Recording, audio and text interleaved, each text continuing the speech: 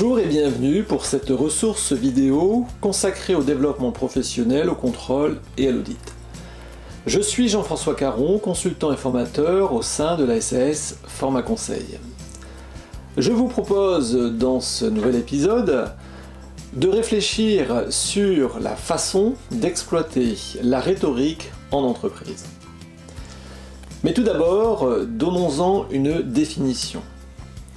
La rhétorique est un ensemble de procédés formels dont l'objectif est d'exposer de façon idoine une pensée, un point de vue, une conclusion, de façon à ce que notre interlocuteur adhère à nos propos. La rhétorique peut être orale, employée en réunion ou en entretien par exemple, mais aussi écrite lorsqu'il s'agit de retranscrire au mieux des arguments et les résultats qui en découlent. Ainsi, dans le champ de l'entreprise, la rhétorique est omniprésente, même si elle n'est pas spécifiquement identifiée comme telle lors des échanges.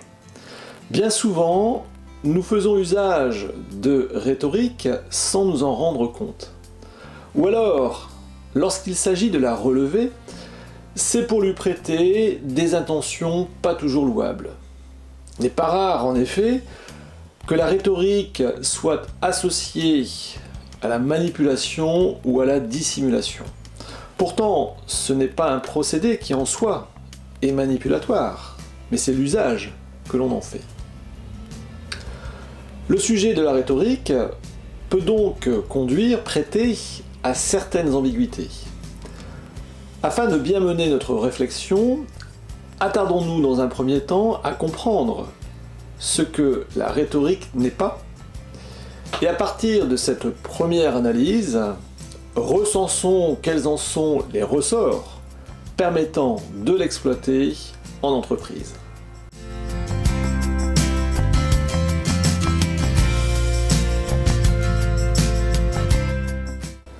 Le débat autour de la rhétorique ne date pas d'aujourd'hui.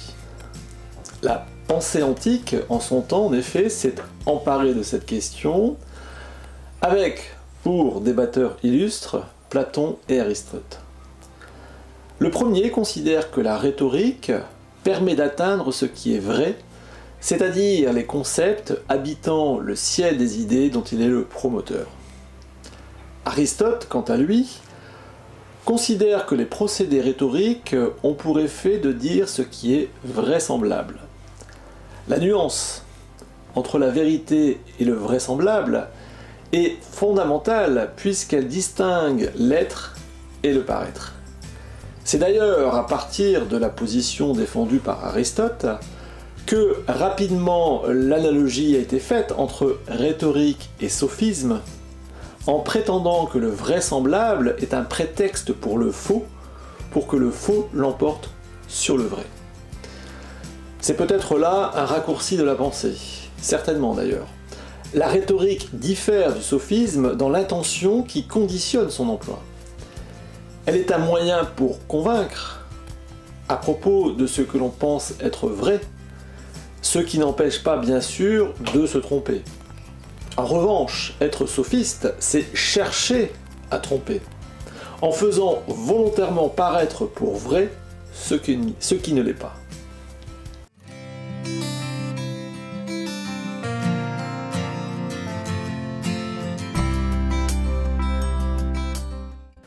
La rhétorique se distingue également de la négociation. Lorsqu'il s'agit de négocier, l'objectif est d'aboutir à un compromis, alors qu'avec un procédé rhétorique, on cible le consensus. Il existe en effet une différence essentielle entre le compromis et le consensus, puisqu'elle est déterminante dans les relations humaines au sein de l'entreprise et en dehors. Le consensus correspond à un alignement de valeurs entre deux ou plusieurs parties. On partage ainsi ensemble ce qui pour chacun est important, et la rhétorique le permet. Le compromis, quant à lui, est un accord entre des positions restant divergentes. Ainsi, avec la négociation, On s'arrange sur ce qui peut être commun entre des intérêts contradictoires. Consensus et compromis ne sont donc pas de même nature, mais pour autant, ils sont mutuellement complétables. En effet, avant même de viser le compromis, il est préférable de chercher le consensus. En l'occurrence, de faire d'abord usage de rhétorique pour ensuite s'engager dans la négociation. Prenons un exemple. Nous voilà participants à une réunion avec pour objectif de convaincre nos interlocuteurs sur la mise en place de contrôles internes. On sait par expérience que ce type de proposition ne soulève guère l'enthousiasme, voire parfois provoque une forme de résistance chez les personnes concernées.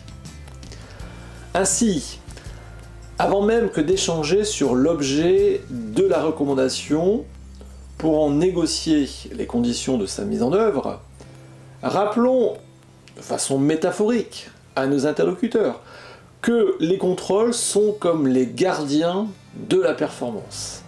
L'emploi de cette formule rhétorique est de nature à sensibiliser nos interlocuteurs sur le fait que nous partageons les mêmes valeurs, puis de conclure que renforcer les contrôles existants matérialise ces valeurs.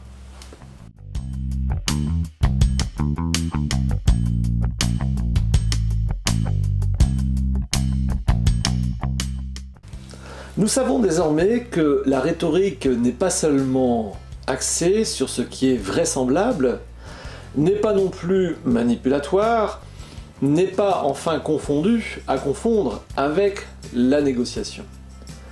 En résumé, elle est un procédé de communication sous différentes formes qui s'adresse à un interlocuteur dans sa direction afin de lui faire comprendre une idée ou de le faire adhérer à un point de vue sans volonté de le tromper.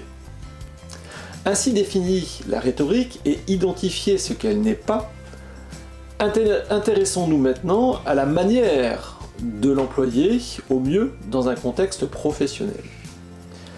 Pour cela, il convient d'en distinguer les ressorts. Ces ressorts qui sont au nombre de 3. L'argumentaire, l'image et l'émotion. Ces ressorts sont à maîtriser simultanément. Il s'agit de présenter ces arguments de façon cohérente, selon une certaine logique, en donnant du sens, en racontant finalement une histoire. En même temps, il convient de prêter attention à sa communication non verbale, de façon à ce que la posture, la tonalité, la gestuelle concordent avec les messages exprimés. Le corps, nous le savons, prolonge la parole, lui donne de l'ampleur, du mouvement, lui donne de l'incarnation, du poids, de la matière.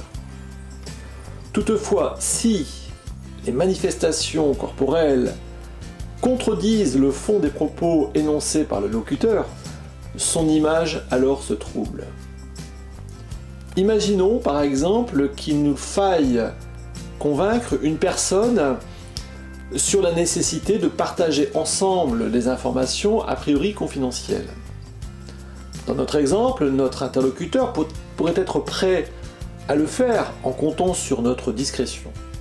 Mais dans l'hypothèse où nous lui adresserions notre demande avec grandiloquence, avec emphase, notre communication non verbale contredirait la réserve attendue de notre part. Enfin, troisième levier à propos de la rhétorique, il s'agit de l'émotion. Un message sera d'autant mieux compris s'il est chargé émotionnellement, sans bien sûr verser dans le pathos.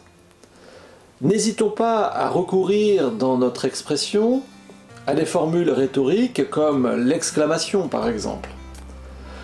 Prenons garde cependant à placer le style au service des idées et non l'inverse, afin qu'il ne l'emporte pas sur la pensée. Sinon très vite l'on tombe dans l'emphase, laquelle n'est guère appropriée pour convaincre.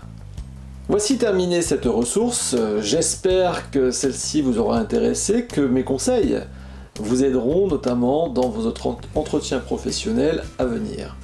N'hésitez pas en tout cas à me contacter sur ce sujet, ou si vous avez des questions, ou si vous souhaitez des renseignements sur les formations à distance que je propose, ainsi que les accompagnements pour votre développement professionnel. Vous pouvez me contacter par mail, par téléphone, par WhatsApp, selon les coordonnées qui s'affichent dans le générique de fin. Il est temps pour moi de vous remercier de votre attention et de vous donner rendez-vous pour une prochaine ressource.